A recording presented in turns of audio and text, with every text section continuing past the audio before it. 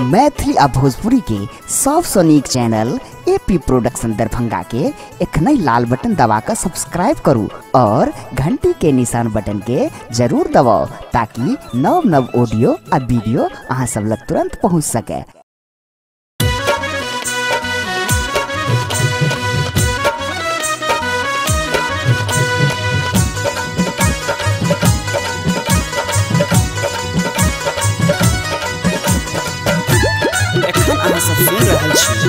AP production की शानदार प्रस्तुति।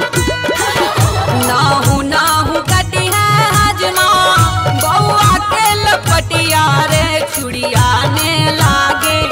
नाहू कटी है हजमा बउआ के लपटिया रे चुड़िया ने लागे। गिरे चुड़िया ने लागे बउआ छै बड़ा सुकुमार रे चुड़िया ने लागे। बउआ छै बड़ा सुकुमार रे चुड़िया ने लागे।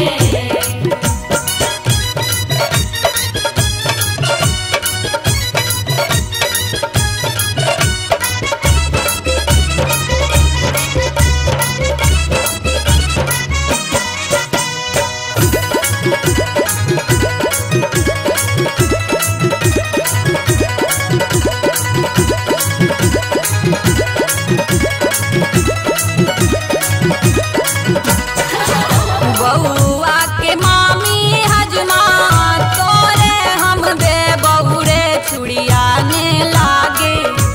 बउआ के मामी हजमा तोरे हम दे बहुरे चुड़िया ने लागे। गिरे चुड़िया ने लागे मांगली है दान दहेज रे चुड़िया ने लागे। बउआ छै बड़ा सुकुमार रे चुड़िया ने लागे।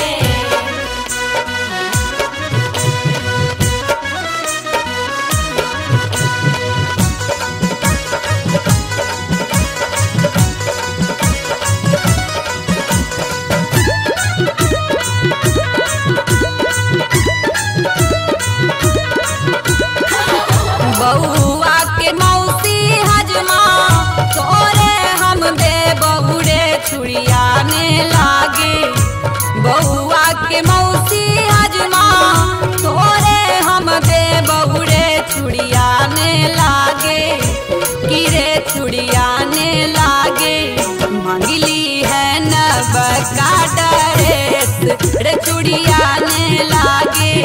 बउआ छै बड़ा सुकुमार रे चुड़िया ने लागे।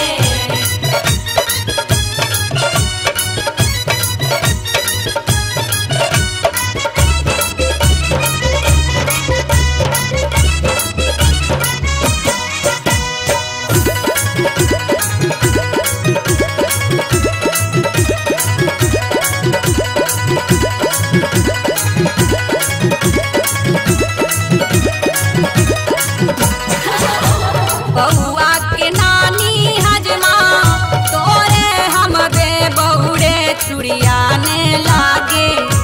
बउआ के नानी हजमा तोरे हम दे बहुरे चुड़िया ने लागे। गिरे चुड़िया ने लागे मांगली है सोना के ब्रेसलेट रे चुड़िया ने लागे। बउआ छै बड़ा सुकुमार रे चुड़िया ने लागे। नाहू कटी है हजमा बउआ के लपटिया रे चुड़िया ने लागे।